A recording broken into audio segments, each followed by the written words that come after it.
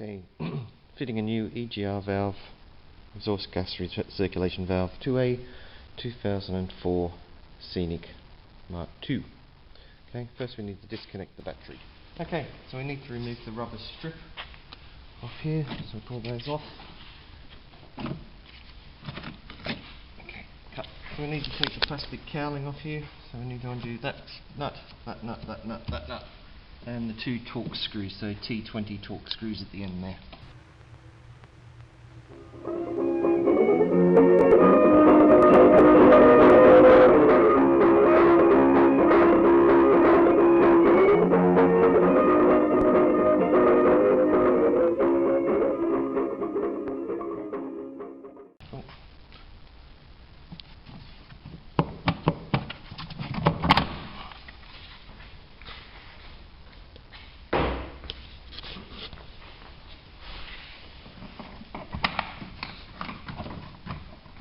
Need to take the wipers off first.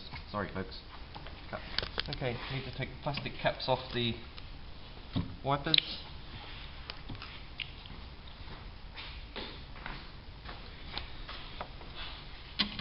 .16mm spanner.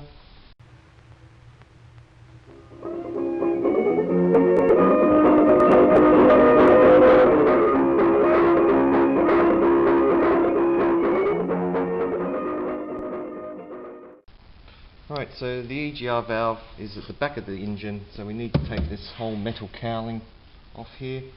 There's a 10mm there, there, there, there, and there.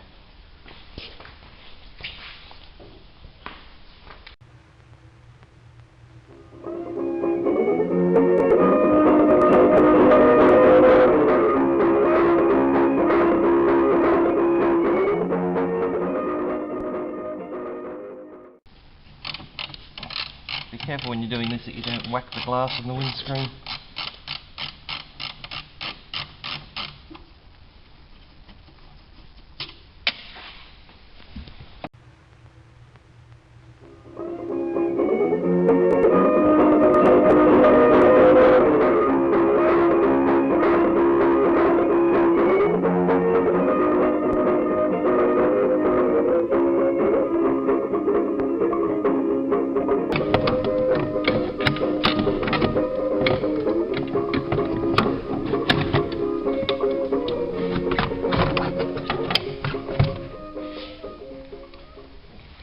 Okay, so just need to take the plastic cover off the engine. It's just popped on really with rubber grommets, so you just need to feel underneath to find where the grommets are, and then gently pry them up.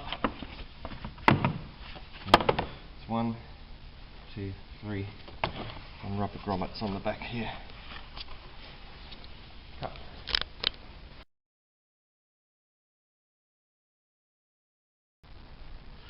Okay. So the EGR valve assembly's down here, and today I'd also like to take off the air induction pipe here as well, because I believe that's sooted up. I have had this valve out before and it hasn't, although it's improved the acceleration, it hasn't actually solved the problem, so I'm going to put a new valve in. I'm going to take that pipe off as well to clean it out.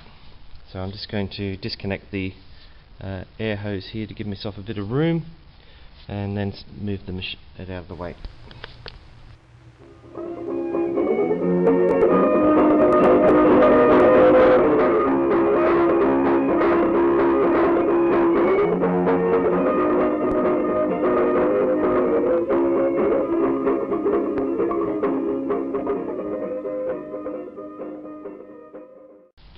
So just loosening the Jubilee clip on the back of the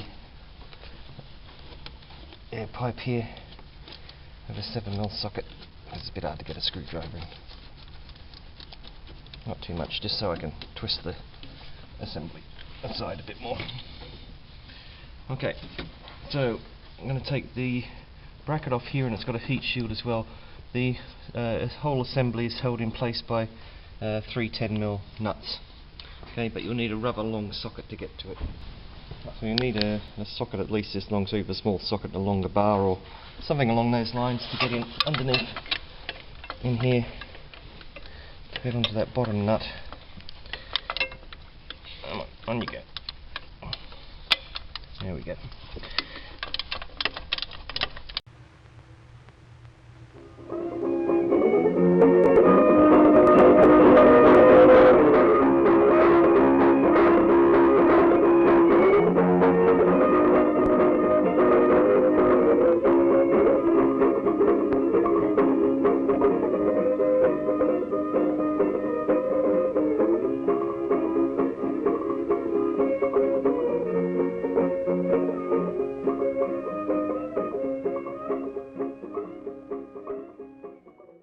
Okay, now the top two.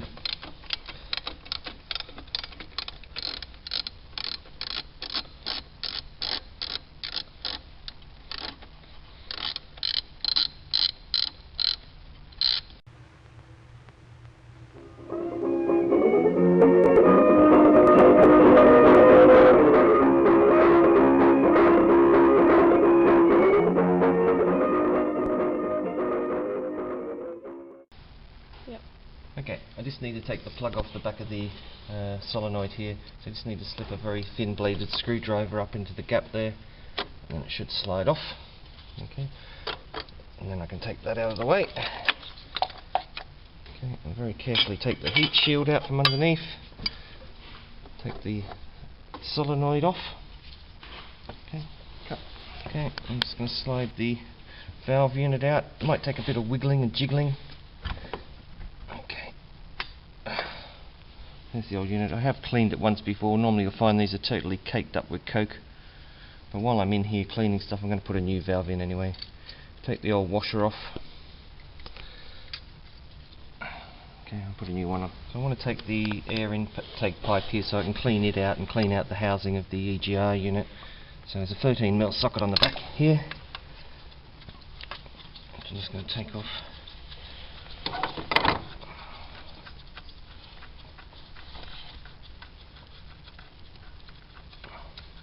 Okay, I'm going to have to take off the bracket here that holds the plastic engine cover on. Once again, I think it's two 13mm bolts on the back of this.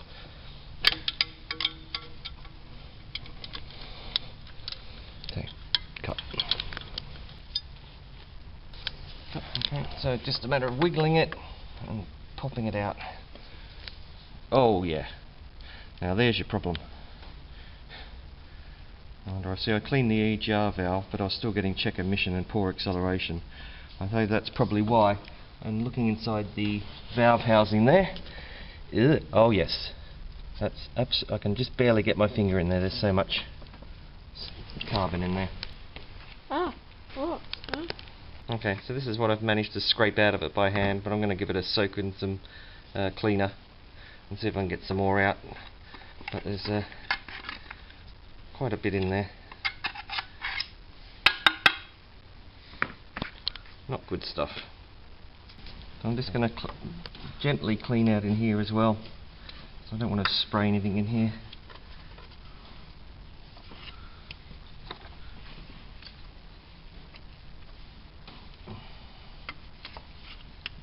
Actually, it's not as bad as I thought originally. There's a few lumps of metal in there rather than big chunks of soot.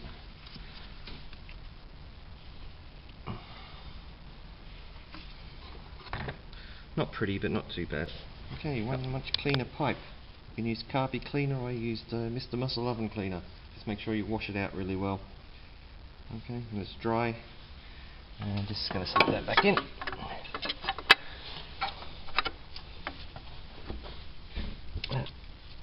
And just need to bolt it back to the manifold. Okay, one brand new EGR valve and solenoid and new washer. £37 on eBay. 12-month warranty. I could probably get away with putting the old one back in, but as I'm in here and I've got a new valve, I might as well put it in. Oh, backwards.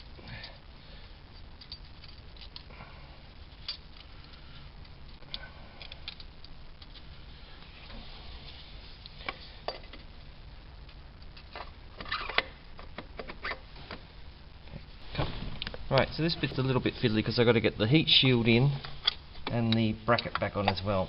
So I'll put the bracket on first.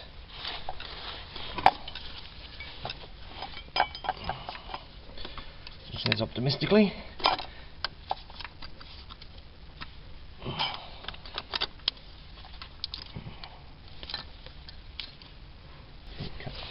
Okay, I've got a little issue here. The new solenoid, the old one has a higher ridge here than the old one, and although everything fits okay, I can't get the bracket back on, so I'm going to have to modify the bracket because I don't want to have to dig into the body of the EGR unit.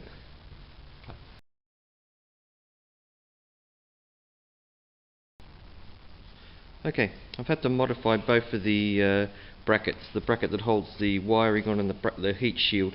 I've just had to file a little bit off either side here to get it around the new EGR body. Cut.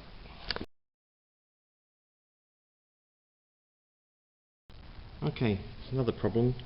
The original nut, with a flange back, will not go on the solenoid, so I'm going to try a unflanged and a washer in stainless steel. Okay, all back on. Had to make a few modifications. Had to file back on the heat shield and on the bracket here. I also had to replace the flange nuts with regular stainless nuts because they just wouldn't slide over the body. Reconnected the sensor wiring, and now I just need to put the engine cover bracket back on. Okay, just going to slide that around, bolt it back on, tighten up the Jubilee clip at the back, and reconnect the air hose. Okay, time to put the engine cover back on, being careful to get it over the dipstick carefully and locate it around the oil filler. Okay, time to feed the big metal cowling back in.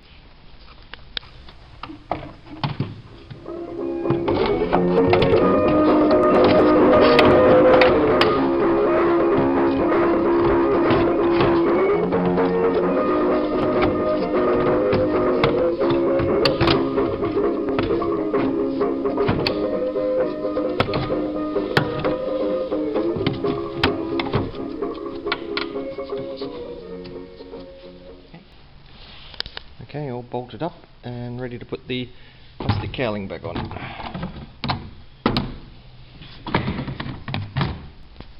Okay, first part of the plastic cowling on and screwed down, and the wipers positioned in place, making sure they're in the right place.